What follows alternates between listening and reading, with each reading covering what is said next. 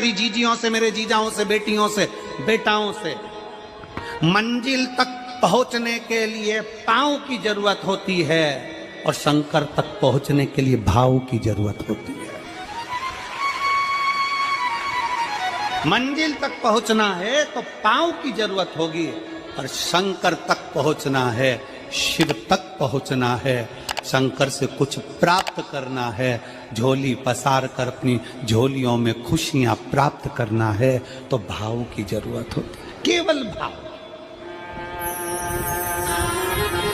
आप कितने धनपति हैं, कितने करोड़पति हैं, कितने सत्तापति हैं, कितने वैभवपति हैं, कितना आपके पास में वैभव है, कितना धन है, कितनी संपदा है, वो कोई मायना नहीं रखता। आपका भाव कितना है, शंकर जी के प्रति आपका दिल कितना है, भगवान शंकर के प्रति आपका भाव कितना है, वो देखा जाए। और कभी मौका लगे ना तो एक बार सीहोर कुबेरेश्वर धाम रुद्राक्ष महोत्सव में आकर देखिएगा। हीरे की चूड़ियां पहनने वाली मेरी जीजियां, जिनके घर में 10-10 नौकर काम करते हैं, वो भी कुबेरेश्वर धाम में बर्तन मांजने की सेवा करती हैं, आकर सेवा में लगी रहती हैं, भोजन बनाने की सेवा करती हैं। जिनके घर में 10 नौकर लगे हैं वो कुबेरेश्वर धाम में आकर बाबा की सेवा में लगती हैं। उनसे पूछो कि तुम क्यों सेवा करती हो, उनसे पूछो कि तुम यहाँ आकर क्यों करती हो सेवा, तो वो कहती हैं हम साल में एक बार बाबा के धाम आते हैं और कुबेरेश्वर बाबा के यहाँ आकर सेवा कर कर जाते हैं। साल भर कुबेर भंडारी इतना देता है कि हमारी सेवा के लिए 10 नौकर लाकर खड़ा कर देता है। ये उसकी कृपा, ये उसकी उदारता, ये उसकी दया। शंकर भगवान ने पूछा कौन सा रूप, तो कि जो मैं बचपन में भजती थी, जो मैं बचपन में भजती थी, जिसको मैंने बचपन में दर्शन किए हैं, छोटा सा शिवलिंग, छोटा सा शिवलिंग, ठीक है, छोटा सा शिवलिंग का रूप शंकर भगवान रखने को तैयार है, ठीक है। शिवजी ने पूछा कि मुझे उठाएगा कौन।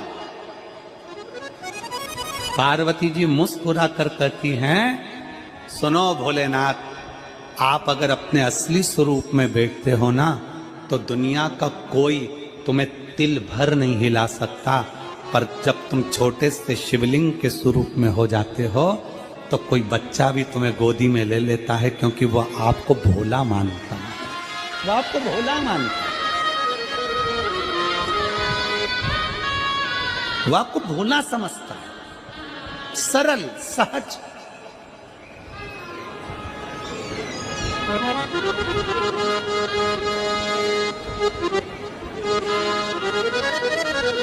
बहुत बड़ा दर्शन का फल है। शंकर भगवान की मूर्ति से दर्शन करने से ज्यादा बड़ा दर्शन का फल है शिवलिंग का दर्शन करना। स्वप्न में शंकर भगवान की मूर्ति को देखना, जटाजूट बांधे हुए शंकर जी को देखने से बड़ा फल है शंकर के शिवलिंग का स्वप्न में दर्शन करना। अगर सपने में किसी को शंकर का शिवलिंग दिखता है, सपने में कोई अपने घर से पानी चढ़ाने शंकर को जा रहा है, मैं लोटा भर के जल चढ़ा रही हूं, सपने में दिख रहा। और कई कई ऐसे भी होते हैं जिनको सपने में दिखने की जगह वो सपने में चल भी देती है।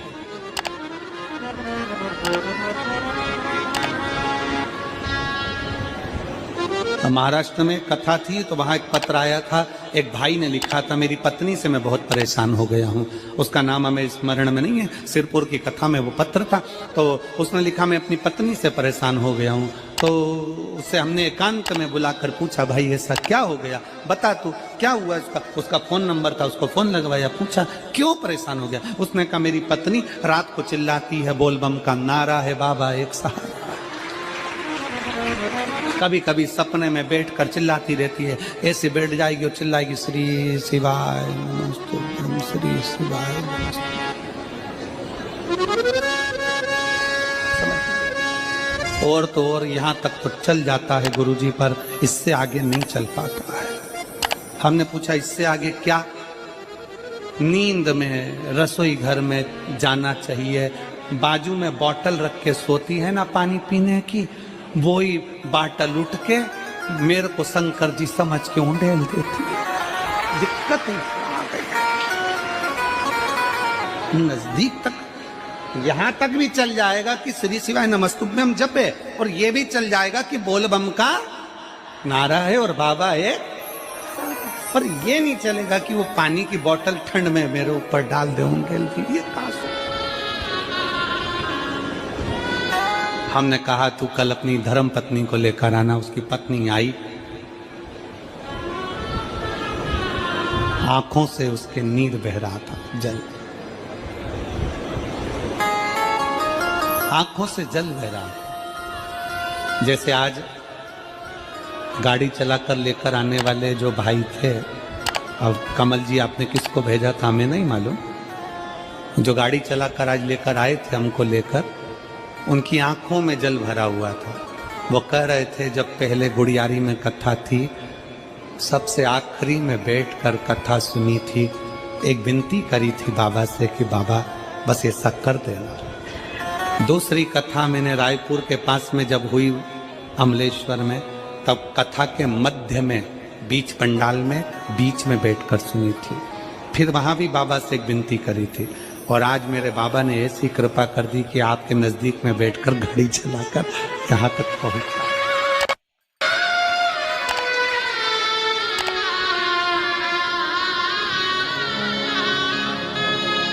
शिव कृपा। गाड़ी चलाते चलाते उनकी आंख में जल था, तो हमने उस दीदी से पूछा, जीजी तुम रो क्यों रही हो, ये बताओ, रोने का कारण क्या है?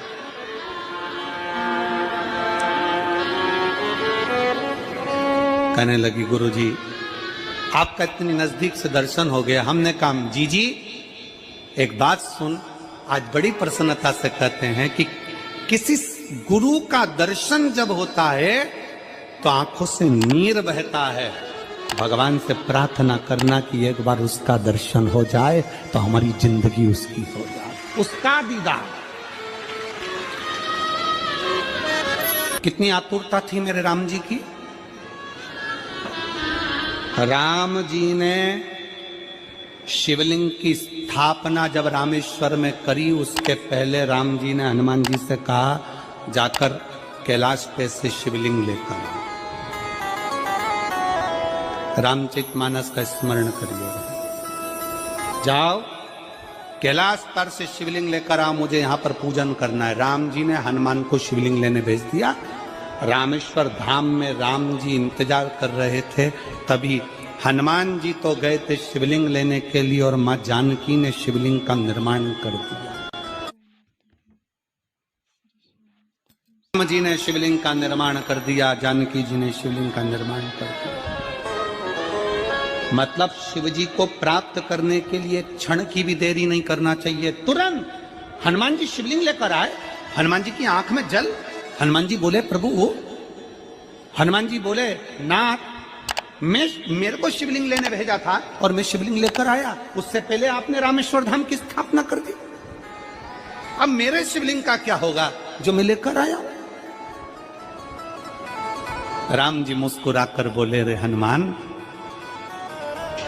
शंकर के शिवलिंग के पूजन में तो देरी करना ही नहीं चाहिए। जैसा बन जाए वैसा बना लो, जैसी पूजन हो जाए वैसी कर लो, जैसी आराधना हो जाए वैसी कर लो, तो मेरे शिवलिंग का क्या होगा? राम जी ने कहा चिंता मत करो हनुमान, इस शिवलिंग को मैं ले जाकर स्थापित करता हूँ। एक शिवलिंग हनुमान जी महाराज का स्थापित करा, एक शिवलिंग सीता जी के हाथ का राम जी ने स्थापित।